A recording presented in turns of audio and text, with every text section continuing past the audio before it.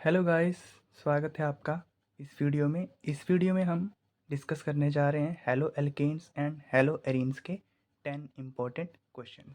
तो देखिए, first question है n butyl bromide has a higher boiling point than tertiary butyl bromide. इसके लिए हम तो सबसे पहला देखिए स्ट्रक्चर एन ब्यूटाइल ब्रोमाइड का। तो एन ब्यूटाइल ब्रोमाइड का कैसा स्ट्रक्चर होता है?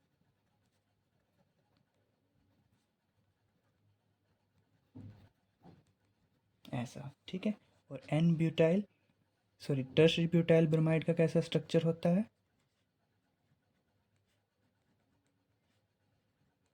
ऐसा, ठीक है।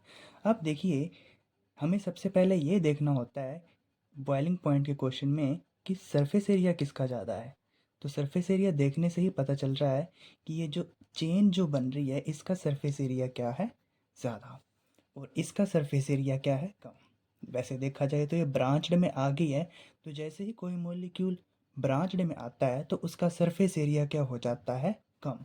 तो आपसे कभी भी कोई क्वेश्चन पूछ सकता है क्लास में, टीचर ही पूछ सकता है, ठीक है। ऐसा तो सरफेस एरिया कम क्यों हो गया, किसकी वजह से? ड्यू टू ब्रांच्ड, ठीक है, या फिर कह लो ड्यू टू ब्रांचिंग की वजह से इसका सरफेस एरिया क्या हो गया है, कम। अब तो इससे हमें बॉइलिंग पॉइंट से क्या लेना देना। तो एक्चुअली होता क्या है, जो सरफेस एरिया जो होता है इसमें क्या होता है, जो वंडरवाल फोर्सेस क्या होती हैं वो ज़्यादा हो जाती हैं, ठीक है। एक तो पॉइंट ये है सरफेस एरिया, और दूसरा क्या है, वंडरवाल फोर्सेस। वंडरवाल फोर्सेस वो भी क्या होती हैं, ज़्यादा। और यहाँ पे सरफेस एरिया भी कम है तो यहाँ पे वंडरवाल फोर्सेस भी क्या होंगी, कम। Van der Waals forces, let's short form में लिख लेते हैं, ठीक है। और एक्चुअली देखो, जब भी कोई भी चीज़ बॉइलिंग पॉइंट में आती है तो उसके जो पार्टिकल जो होते हैं या फिर कोई भी मॉलिक्यूल जो होते हैं वो वाइब्रेट करते हैं ज़ोर ज़ोर से, ठीक है। अगर कोई भी मॉलिक्यूल अपनी लिक्विड स्टेट में रहता है तो उतने अच्छे से वो वाइब्रेट नहीं कर सकता, क्यों? क्योंकि उसके पास उतनी एनर्जी ही नहीं होती है, ठीक है। लाइक ऐसे देखिए, यहाँ पे देखिए, सपोज कीजिए अभी ये मॉलिक्यूल जो है एन ब्यूटाइल ब्रोमाइड ये लिक्विड स्टेट में है, ठीक है। अभी ये इतने अच्छे से वाइब्रेट नहीं कर पाएगा, लेकिन क्यों नहीं वाइब्रेट कर पाए? क्योंकि यहाँ पे वंडरवाल फोर्सेस क्या हैं, ज़्यादा। ये इसको अच्छे से अट्रैक्ट कर रहा होगा और ये इसको अच्छे से, यानी कि एक दूसरे को अच्छे से अट्रैक्ट कर रहे होंगे, ठीक है। अब देखिए, जैसे ही हम इनको एनर्जी प्रोवाइड करवाएंगे, एनर्जी प्रोवाइड करवा के हम क्या करेंगे, एक्चुअली हम एनर्जी प्रोवाइड इसलिए करवाना चाहते हैं ताकि इनके बीच जो वंडरवाल फोर्सेस ऑफ अट्रैक्शन जो है ना वो कम पड़ जाएं, ठीक है। तो हम अब यहाँ पे देखिए, वंडरवाल फोर्सेस ज़्यादा हैं तो यहाँ पे एनर्जी क्या देनी पड़ेगी, ज़्यादा। और एनर्जी कैसे ज़्यादा कर देंगे, टेम्परेचर इंक्रीज़ करके, ठीक है। तो सीधी सी बात है, जहाँ पे वंडरवाल फोर्सेस ऑफ ज़्यादा होंगी वहाँ पे टेम्परेचर भी क्या होगा, ज़्यादा, ठीक है। एनर्जी यहाँ पे ज़्यादा है तो टेम्परेचर भी क्या होगा यहाँ पे, ज़्यादा। क्योंकि ऑब्वियसली जो इन दो मॉलिक्यूल के बीच है, किसी भी मॉलिक्यूल के बीच जो वंडरवाल फोर्सेस ऑफ अट्रैक्शन जो होंगी वो ज़्यादा होंगी, तो उनको ओवरकम करने के लिए हमको एनर्जी भी ज़्यादा प्रोवाइड करवानी पड़ेगी। और अगर एनर्जी कैसे ज़्यादा प्रोवाइड करवाएंगे, टेम्परेचर इंक्रीज़ करके। और यहाँ पे तो देखो वैसे ही ब्रांच्ड वाला है, ठीक है। और यहाँ पे तो वंडरवाल फोर्सेस भी क्या है, कम है, क्योंकि वंडरवाल फोर्सेस ये are strictly dependent upon surface area. तो सीधी सी बात है, यहाँ पे टेम्परेचर भी क्या लगेगा, कम लगेगा, ठीक है। तो इसलिए जो है बॉइलिंग पॉइंट इसका ज़्यादा होगा, ठीक है। फिर से रिवाइज कर लेते हैं, इसका सरफेस एरिया ज़्यादा है तो वंडरवाल फोर्सेस सरफेस एरिया के ऊपर डिपेंडेंट होती हैं। और अगर आपको बॉइलिंग पॉइंट मेज़र करना है, यानी कि उसको आप गैसेस फॉर्म में लेके जाना चाहते हो, ठीक है। तो गैसेस फॉर्म में तभी लेके जाओगे जब उन दोनों की जो बीच फोर्सेस ऑफ अट्रैक्शन जो होगी वो क्या हो जाए, किसी तरह से ख़त्म हो जाए या कम हो जाए, बहुत कम हो जाए। वो कैसे होगी, जब आप ये सपोज करो ये एक मॉलिक्यूल है छोटा छोटा, ठीक है। इन दो मॉलिक्यूल के बीच वंडरवाल फोर्स क्या हो जाए, ख़त्म हो जाए, so that they freely move करने शुरू कर दें, ठीक है। देखिए, पेपर में आपको अच्छे से लाइन टू लाइन आंसर लिख के आना है, ठीक है। ऐसा ना लिख के आना, ये जस्ट मैं आपको समझाने के लिए बता रहा हूँ, ठीक है। क्योंकि छोटा सा अगर जब आपको थोड़ा सा ओवरव्यू पता चल जाए ना कि हाँ क्वेश्चन में चल क्या रहा है, तो आप उसको अपनी लैंग्वेज में भी बना के लिख के आ सकते हो, ठीक है, ओके। तो इस क्वेश्चन में इतना ही है। अब नेक्स्ट इसका पार्ट देखिए, racemic mixture is optically inactive. देखिए, ऑप्टिकली इनएक्टिव क्या होता है और रेसिमिक मिक्सचर क्या होता है। सबसे पहले रेसिमिक मिक्सचर पे हम बात करें, देखिए रेसमिक मिक्सचर बनता है SN1 रिएक्शन से। अब ठीक है, और SN1 रिएक्शन में आपको पता ही है कि सबसे पहले कार्बोकेटाइन फॉर्म होता है। ठीक है, अब होता क्या है उसमें, अगर न्यूक्लियोफाइल कार्बोकेटाइन के सामने से अटैक करेगा तो डी फॉर्म बन जाती है। ठीक है, और अगर उसके बैक साइड से अटैक करेगा तो एल फॉर्म बन जाती है। होता क्या है इस रिएक्शन में कि ये जो डी फॉर्म और एल फॉर्म जो होती हैं वो इक्वल प्रोपोर्शन में बनती हैं। मीनिंग इन द सेंस कि अगर डी 50% होगा तो एल भी 50% ही होगा। ठीक है, तो ऑप्टिकली इनएक्टिव की क्या कहानी है। देखो ऑप्टिकली एक्टिव ऐसे कंपाउंड होते हैं जो कि प्लेन पोलराइज्ड लाइट को रोटेट कर देते हैं। ठीक है, सपोज कीजिए ये प्लेन पोलराइज्ड लाइट है। ठीक है, तो अब रेसिमिक मिक्सचर में क्या है, दो फॉर्म बनी है, कौन सी, डी फॉर्म और एल फॉर्म। ठीक है, और डी फॉर्म क्या करेगा, इस लाइट को क्लॉकवाइज रोटेट, और दूसरा आपको पता है एल फॉर्म वो क्या कर देगा, इसको एंटी क्लॉकवाइज रोटेट। तो नेट रोटेशन क्या हुई, ज़ीरो। ठीक है, तो नेट रोटेशन क्या हो जाएगी इसके अंदर, ज़ीरो। ठीक है, इसकी वजह से आपके जितने भी रेसिमिक मिक्सचर होते हैं वो सब क्या होते हैं, ऑप्टिकली इनएक्टिव कंपाउंड। ठीक है, रीज़न आपको पता चल गया क्यों, क्योंकि SN1 से दो टाइप की फॉर्म बनती हैं, डी फॉर्म और एल फॉर्म, और दोनों इक्वल प्रोपोर्शन में बनती हैं। तो जो रोटेशन जो होती है किसी एक मॉलिक्यूल की वो कैंसिल कर देता है दूसरा अदर मॉलिक्यूल। ठीक है, इसकी वजह से जितने भी रेसिमिक मिक्सचर होते हैं वो सब के सब ऑप्टिकली इनएक्टिव होते हैं। ठीक है, आंसर में आप क्या लिखेंगे, इसका कीवर्ड क्या है, इसका कीवर्ड क्या है, रेसिमिक मिक्सचर आपको पता है दो फॉर्म बनाएगा, डी एंड एल। ठीक है, और दोनों कितने बनेंगे, इक्वल प्रोपोर्शन में। तो इफ सपोज करो डी फॉर्म ने क्या किया, उसको कुछ एंगल से, लेट सपोज थीटा एंगल से रोटेट करवाया प्लेन पोलराइज्ड लाइट को। ठीक है, और दूसरा एल फॉर्म क्या करेगा, माफ़ कीजिएगा ये फॉर्म है एक्चुअली, तो एल फॉर्म क्या करेगा, सेम उसका अपोजिट एंगल में एल फॉर्म क्या करेगा, फिर उसको थीटा एंगल से इन अपोजिट डायरेक्शन से रोटेट कर देगा। ठीक है, तो नेट रोटेशन क्या हो जाएगी, कैंसिल। नेट रोटेशन क्या हो जाएगी, नेट रोटेशन इज कैंसिल। ठीक है, अगर नेट रोटेशन ही कैंसिल हो गई तो जो भी हमारा कंपाउंड जो होगा वो क्या होगा, ऑप्टिकली इनएक्टिव। ठीक है, इसलिए जो रेसिमिक मिक्सचर जो होते हैं वो क्या होते हैं, ऑप्टिकली इनएक्टिव। थर्ड पार्ट है, the presence of NO2 at ortho para position increases the reactivity of haloarene towards S nucleophilic substitution reaction.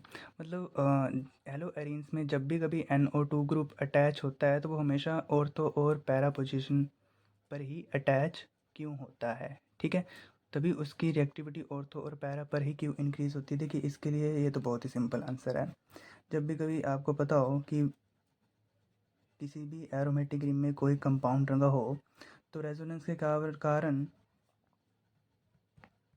देखिए इसका ऐसे रेजोनेंस होगा तो नेगेटिव चार्ज कहाँ आता है, ऑर्थो और पैरा पे। ठीक है, यानी कि इलेक्ट्रॉन डेंसिटी कहाँ होती है, density at ortho and para पे। ठीक है, तो इसीलिए जो NO2 की रिएक्टिविटी भी होती है वो कहाँ होती है, ऑर्थो और पैरा पे, क्योंकि NO2 आपको पता है ये इलेक्ट्रॉन विड्रॉइंग ग्रुप होता है। ठीक है, तो क्योंकि इलेक्ट्रॉन विड्रॉइंग ग्रुप की वजह से ये भी कहाँ अटैच होना चाहेगा, जहाँ पे इलेक्ट्रॉन डेंसिटी ज़्यादा होगी। तो इलेक्ट्रॉन डेंसिटी ज़्यादा कहाँ पे है, ऑर्थो एंड पैरा पे। ठीक है, इसकी इसीलिए इसकी रिएक्टिविटी जो होती है ऑर्थो और पैरा पे ज़्यादा होती है। ठीक है, ये इस तरह से मैंने इसके कुछ दो पॉइंट्स लिखे थे, आप पेपर में अपने से बना के लिख सकते हो। ठीक है, सेकंड क्वेश्चन है, which of the following has a highest dipole moment. देखिए इसके ये तो बहुत ही आसान क्वेश्चन है, इसको जस्ट आप स्ट्रक्चर बनाइए and you will get the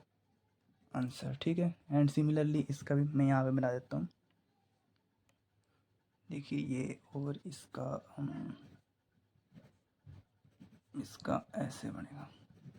देखिए अब यहाँ पे डायपोल मोमेंट की डायरेक्शन किस तरफ होगी, डायपोल मोमेंट की डायरेक्शन उस तरफ होती है जिसकी इलेक्ट्रोनेगेटिविटी ज़्यादा है। तो कार्बन और क्लोराइड में से ऑब्वियसली इसकी इलेक्ट्रोनेगेटिविटी सबसे ज़्यादा है, तो इसकी इस तरफ और इसकी इस तरफ और इसकी इस तरफ।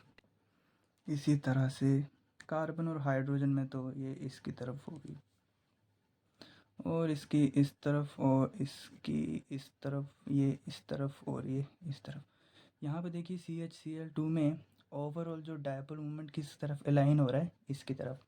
और इस केस में ये और ये डायपोल मोमेंट क्या हो रहा है, यहाँ पे कैंसिल आउट। ठीक है, तो यहाँ पे तो डायपोल मोमेंट कैंसिल आउट हो गया, तो इसका तो सीधी सी बात है डायपोल मोमेंट ज़्यादा होने से रहा। ठीक है, और यहाँ पे तो सारे एक दूसरे को डायपोल मोमेंट कैंसिल कर रहे हैं। ठीक है, तो इसका भी डायपोल मोमेंट, यहाँ पे तो डायपोल मोमेंट ज़ीरो ही हो गया क्योंकि कैंसिल कर रहे हैं सब के सब।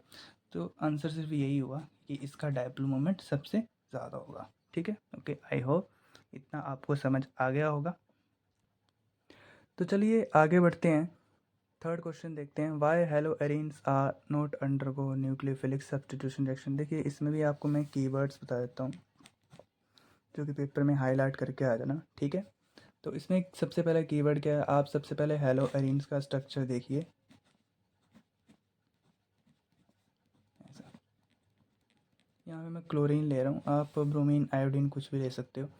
यहाँ पे देखिए ये जो क्लोरीन के जो लोन पेयर जो हैं बेंजीन के डबल बॉन्ड के साथ कॉन्जुगेशन में है।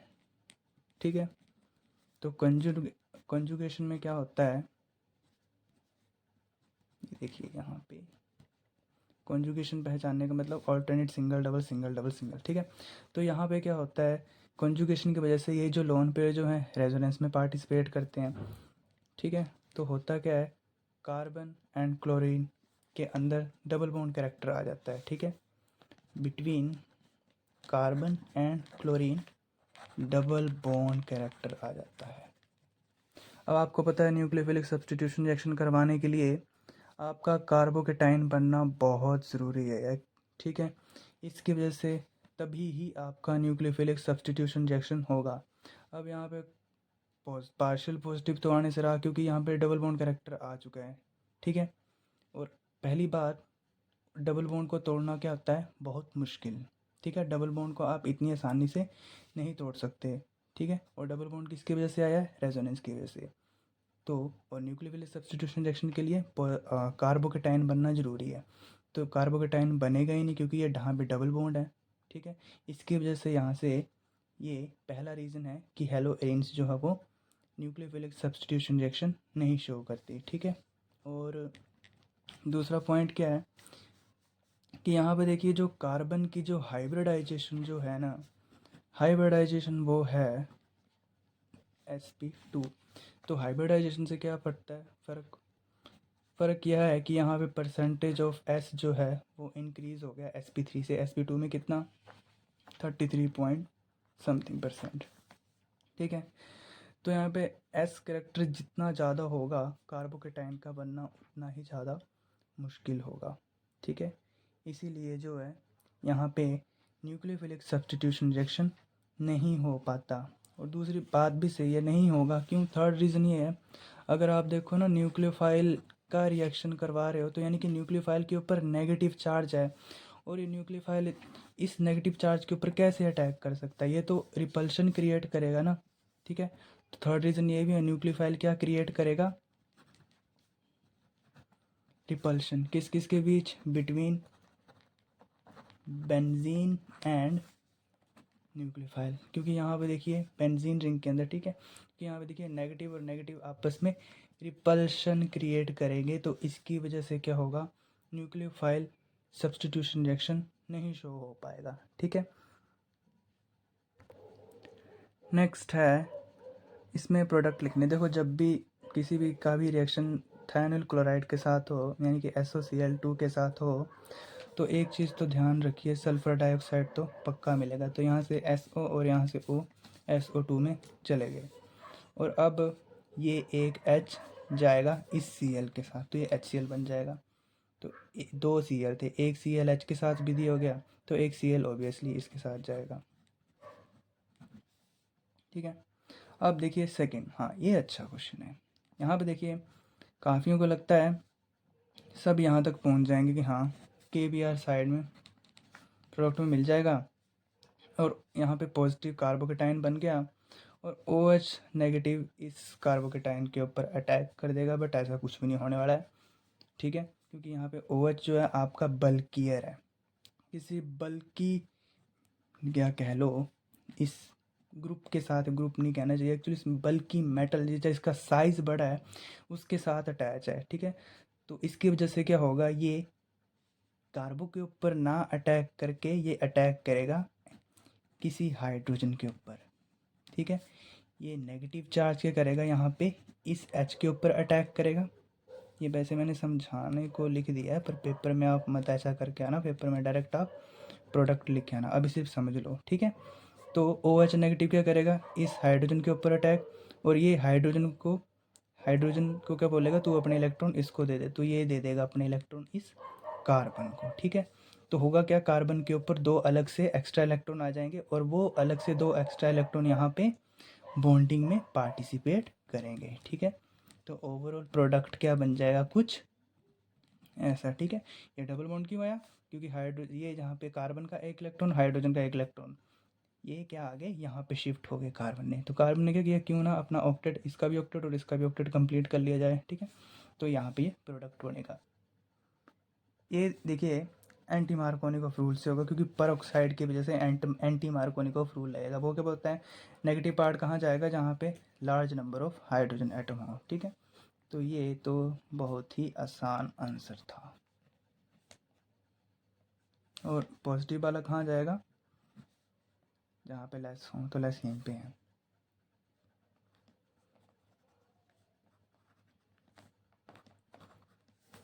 ये ऐसे बन जाएगा, ठीक है। क्वेश्चन नंबर 5 है, व्हाट हैपन, आपको बताना chlorobenzene is treated with Cl2। ये तो बहुत ही आसान क्वेश्चन है। ये देखिए आपके बोर्ड के कुछ प्रीवियस ईयर क्वेश्चन मैंने सिलेक्ट किए हैं, ठीक है। तो ये है क्लोरोबेंजीन। देखिए क्लोरोबेंजीन का स्ट्रक्चर तो ऐसा होता है, ठीक है। और अब हमने इसको रिएक्ट करवाना है Cl2 या फिर FeCl3 के साथ, ठीक है। सबसे पहले Cl2 का रिएक्शन देख लेते हैं, ठीक है। इसको ऐसे रहने देते हैं साइड में, सबसे पहले ये देख लेते हैं कैसा होगा, ठीक है। ये यहाँ पे क्लोरीन कोई एक इलेक्ट्रॉन खींचेगा, इसके ऊपर नेगेटिव आएगा, क्योंकि यहाँ पे Fe3L3 प्लस, इसके ऊपर कुछ ना कुछ तो चार्ज तो होगा ही है, ठीक है। लेट्स से सपोज ये इसके ऊपर अटैक करेगा और ये बना देगा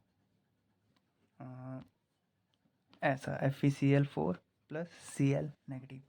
आपको पता है जब भी किसी रिंग के साथ कोई हैलोजन अटैच हो, तो जब भी रेजोनेंस होता है, ये देखिए ऐसे ऐसे, ये यहाँ पे जाएगा, ये यहाँ पे जाएगा, नेगेटिव चार्ज कहाँ आया, ऑर्थो पे। एक काम करता हूँ, इसको यहाँ पर पॉजिटिव को यहाँ दिखा देता हूँ, ये यहाँ पे जाएगा और ये यहाँ पे जाएगा,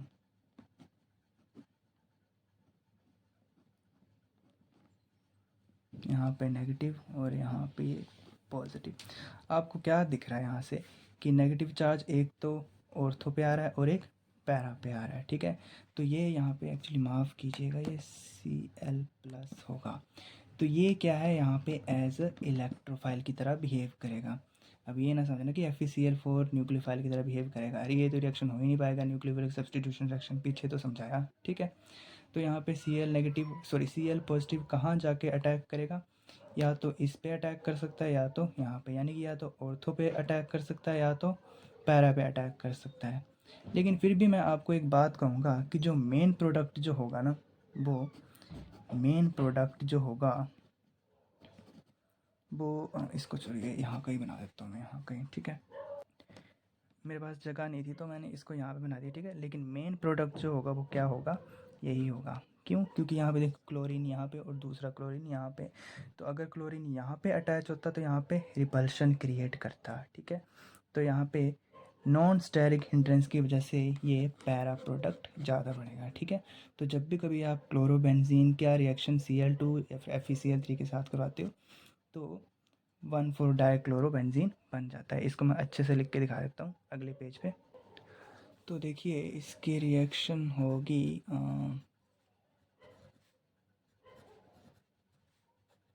यहाँ पे, इसको ऐसे लिख देते हैं,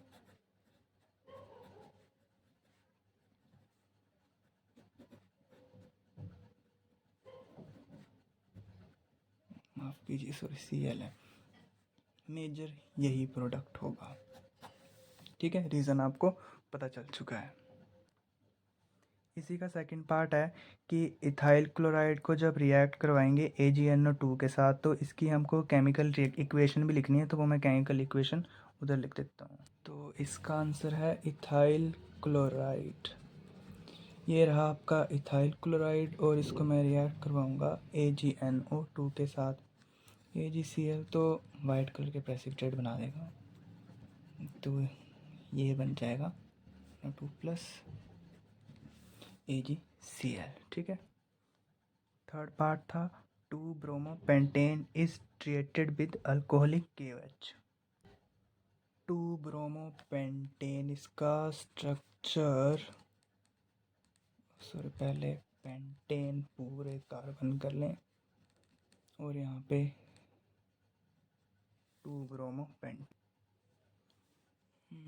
इसको H यहाँ पे दिखाते हैं और ये ऐसे। ठीक है, इसको देखिए यहाँ पे KOH आ गया। KOH से पता तो चल जाता है कि हाँ यहाँ से ऐसे प्रोडक्ट ये बन जाएगा, तो KBr तो निकल जाएगा। तो अब देखिए OH यहाँ से भी हाइड्रोजन अब्स्ट्रैक्ट कर सकता है। ठीक है, और यहाँ से माफ़ कीजिएगा अब देखिए OH जो है यहाँ से भी हाइड्रोजन को अब्स्ट्रैक्ट कर सकता है, प्रोटॉन को अब्स्ट्रैक्ट कर सकता है, और यहाँ से भी। ठीक है, तो एक जब यहाँ से प्रोटॉन को अब्स्ट्रैक्ट करेगा CH2, माफ़ कीजिएगा CH2, और यहाँ से प्रोटॉन को अब्स्ट्रैक्ट करेगा यहाँ से, ये यहाँ से इसको इस प्रोटॉन को, ये इसको मैं ऐसे दिखा देता हूँ, CH2 को हटा के यहाँ पे ऐसे, ये OH नेगेटिव यहाँ से अटैक करेगा। OH क्या बोलेगा, मैं तेरे को इलेक्ट्रॉन दे देता हूँ, तू कार्बन को इलेक्ट्रॉन दे देगा। अगर ये कार्बन को इलेक्ट्रॉन दे देगा, ब्रोमीन तो यहाँ से वैसे ही निकल चुका है, तो इसके ऊपर तो वैसे ही पॉजिटिव चार्ज आ चुका है, तो ये जो 2 इलेक्ट्रॉन जो आएंगे कार्बन के पास, वो इसे क्या करेगा, बॉन्डिंग में बना लेगा। ये माफ़ कीजिएगा सॉरी, एक तो ये, और दूसरा केस ये है कि यहाँ से हाइड्रोजन अब्स्ट्रैक्ट हो जाए।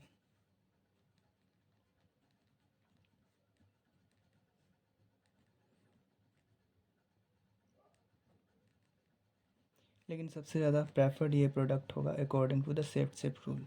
वो क्या कहते हैं, मोर अल्काइलेटेड, तो ज़्यादा अल्काइलेटेड कौन सा है, ये वाला,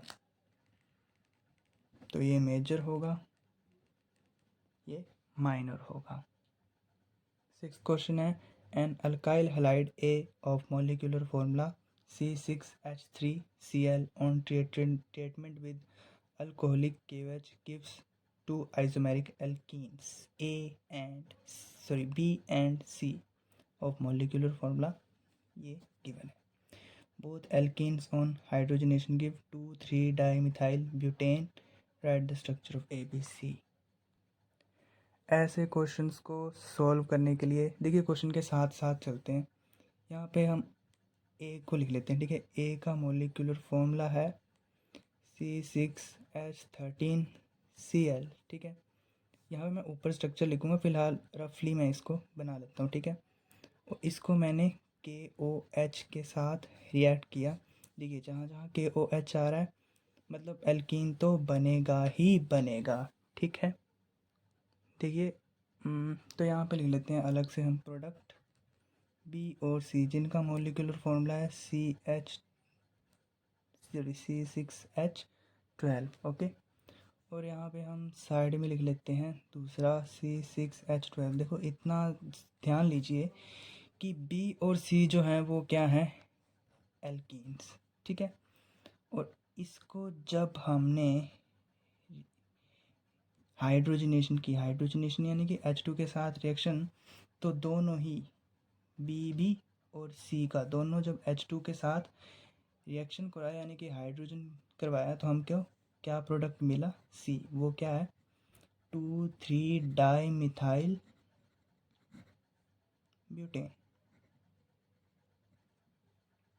ब्यूटेन। ठीक है, इसका स्ट्रक्चर लिख लेते हैं। ब्यूटेन यानी कि 4 कार्बन, और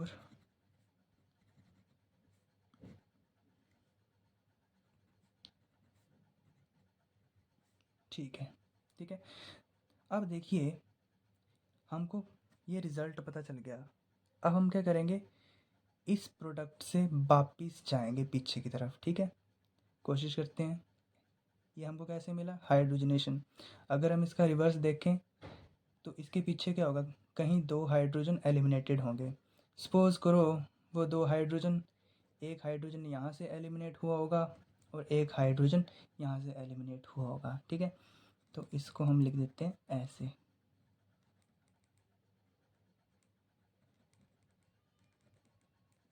ये क्या आ गया हमारा, सी प्रोडक्ट, ठीक है।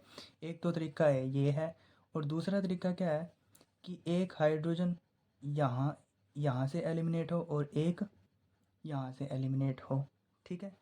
तो इसको कैसे लिखेंगे, ये CH3, ये, ठीक है। आप H2 ऐड करा के देखिए, आपको यही वापस से प्रोडक्ट मिल जाएगा, सॉरी रिएक्ट फार्म प्रोडक्ट मिल जाएगा, ठीक है। अब ऐसा मत सोचना कि एक काम करते हैं यहाँ से भी एक H निकाल देते हैं यहाँ से, अरे बात वही होगी, वो उसका आइसोमर है, ठीक है। बात वही होगी, मतलब आइसोमर में नहीं है वो, तो सेम वही चीज़ है, ठीक है। या तो आप दो H यहाँ से निकालो या तो यहाँ से निकालो, बात तो वही है, नंबरिंग, ठीक है, बात वही है। अब हमें ए पे जाना है वापिस। ए पे आपको पता है कैसा है, ये है KOH, ठीक है। याद आ रहा है, KOH रिएक्ट करवा रहे थे, मिल रहा था, ठीक है। एक काम करते हैं, C6H13Cl को अरेंज करते हैं। आपको इतना तो पता चल गया ना कि ओवरऑल देखा जाए ए का फ्रेम कुछ ऐसा ही होगा, इन जैसा ही होगा, ठीक है। तो इसको भी हम ऐसे अरेंज कर लेते हैं, एक CH3 यहाँ लगा देते हैं और एक CH3 यहाँ लगा देते हैं, ठीक है। और एक H3, माफ़ कीजिएगा, यहाँ CH2 होगा, तो यहाँ पे सपोज कीजिए हम CH3, नहीं यहाँ पे CH3 नहीं आ सकता, यहाँ पे CH3 आएगा और ये H, ठीक है। अब यहाँ से देखो Cl कहाँ लगा होगा, क्योंकि यहाँ पे डबल बॉन्ड था ना, और OH कहीं यहाँ, तो यहाँ से हाइड्रोजन, या तो यहाँ से हाइड्रोजन अब्स्ट्रैक्ट किया होगा यहाँ से, और दूसरी बार इसने यहाँ से कर लिया, ठीक है। तो Cl हमेशा यहीं पे ही अटैच होगा, क्योंकि कार्बोकेटाइन यहाँ पे जब भी Cl अगर अब्स्ट्रैक्ट होगा, K इसके साथ KCl बना के एलिमिनेट होगा, तो ये कार्बोकेटाइन बन जाएगा, और ये कार्बोकेटाइन टर्शरी कार्बोकेटाइन होगा, तो ये ज़्यादा स्टेबल होगा, ठीक है। तो ऑब्वियसली फिर H आपका यहाँ लगा होगा।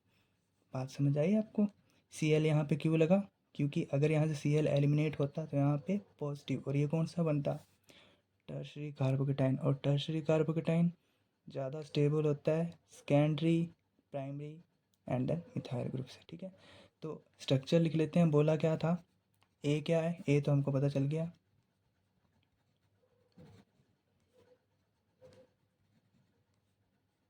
ये Cl यहाँ पे और ये CH3, और B क्या है, ये CH3 CH3,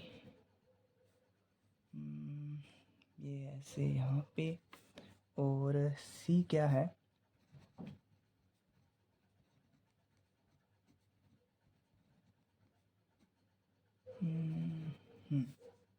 ठीक है। ये है आपका ABC, ठीक है। माफ़ कीजिए, ये तो फाइनल प्रोडक्ट था, ABC यही है, ठीक है। अब नेक्स्ट क्वेश्चन की तरफ चलते हैं। 7th है, अ hydrocarbon C5H10 does not react with chlorine in dark but it gives a single monochloro compound C5H9Cl in a bright sunlight. Identify the hydrocarbon, ठीक है। सबसे पहले एक काम करते हैं, C5H10 का स्ट्रक्चर बनाते हैं।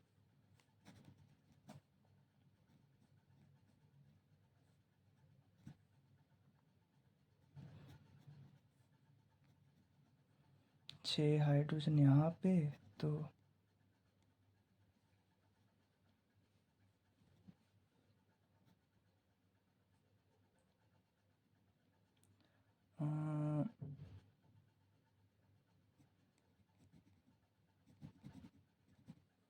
CH, ठीक है, और H और यहाँ पे CH2, 3, 5, 10, ठीक है, हो गए 10 पूरे। अब देखिए ये तो बन गया आपका एल्कीन, और एल्कीन जो है वो डार्क Cl2 के ये रिएक्शन नहीं देता, ठीक है। तो यहाँ से ये बात पता चल गई कि ये एल्कीन तो हो ही नहीं सकता, ठीक है, एल्कीन नहीं हो सकता ये, तो सीधी सी बात है, ठीक है।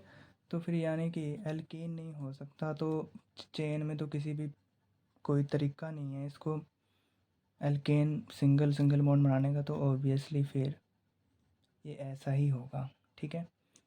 और इसको जब आप सनलाइट में रिएक्ट करवाएंगे तो ये बन जाएगा ये कंपाउंड, ठीक है।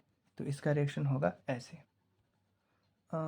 8th क्वेश्चन है, how are polyhalogen different from other organic. देखो पॉलीहेलोजन कौन से कंपाउंड है, ऐसे कंपाउंड जिसमें एक से ज़्यादा हेलोजन हो। पॉलीहेलोजन कौन से कंपाउंड है, मोर देन 1x यानी कि 1 हेलोजन, जैसे कि CH2, Cl2, क्लोरोफॉर्म लाइट, ठीक है। और ऑर्गेनिक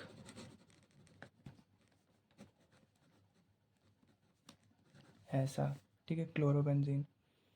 पहला तो ये डिफरेंस आएगा कि ये जो भी हैं वो लाइक एक चेन में है, ठीक है। और ऑर्गेनिक जितने भी यहाँ पे बन रहे हैं ऑर्गेनिक हेलोजन, वो सब क्या है, एरोमेटिक, ये एरोमेटिक हैं।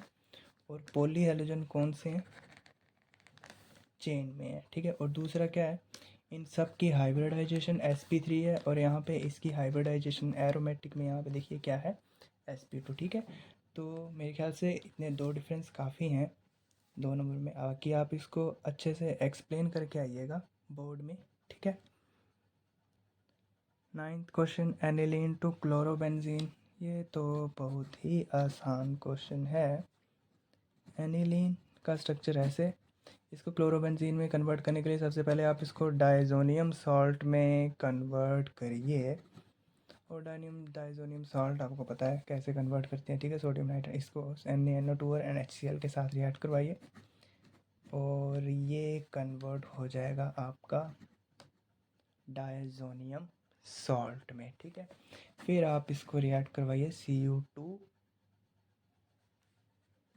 Cl2 के साथ, और ये आपका बन गया क्लोरोबेंजीन, ठीक है। 10th है question, when will OH act as nucleophile and when will act as base. देखिए ये बहुत अच्छा क्वेश्चन है, जहाँ तक मेरे को लगता है पेपर में आए, बोर्ड में कुछ कह नहीं सकते, बट हाँ आपका वाइवा में शायद पूछ लें इसको कि आप बताइए OH कब बेस एक्ट करेगा, कब न्यूक्लियोफाइल। इसका बड़ा सिंपल सा आंसर है, जब भी OH अटैच होगा बल्कियर ग्रुप के साथ, then it will act as a base. पीछे क्वेश्चन करवाया ना मैंने, जैसे कि KOH का एग्जाम्पल, ठीक है। तो ये क्या एक्ट करेगा, बेस, और आपको बेस पता है क्या होता है, प्रोटॉन को खींचना, यानी कि H+ को खींचना, ठीक है। और OH नेगेटिव न्यूक्लियोफाइल कब का एक्ट करेगा, जब OH अटैच होगा आपका लेस बल्कि के साथ, ठीक है। एग्जाम्पल NaOH के, ठीक है। Then act as a nucleophile, और न्यूक्लियोफाइल का क्या काम होता है, आप ये मेरे को एक काम करिए, कमेंट में बताइएगा, ठीक है। तो इस वीडियो में फ़िलहाल इतना ही, फ़िलहाल आंसर बता ही देता हूँ, न्यूक्लियोफाइल जो है कार्बोकेटाइन के साथ बॉन्ड बनाता है, ठीक है। तो इस वीडियो में फ़िलहाल इतना ही, ठीक है। अगर आपको ये वीडियो अच्छी लगी हो, पसंद आई हो, तो आप अपने उन दोस्तों के साथ शेयर कीजिए जो इस बार बोर्ड के पेपर देने जा रहे हैं, ठीक है। तो वीडियो देखने के लिए थैंक यू, बाय बाय।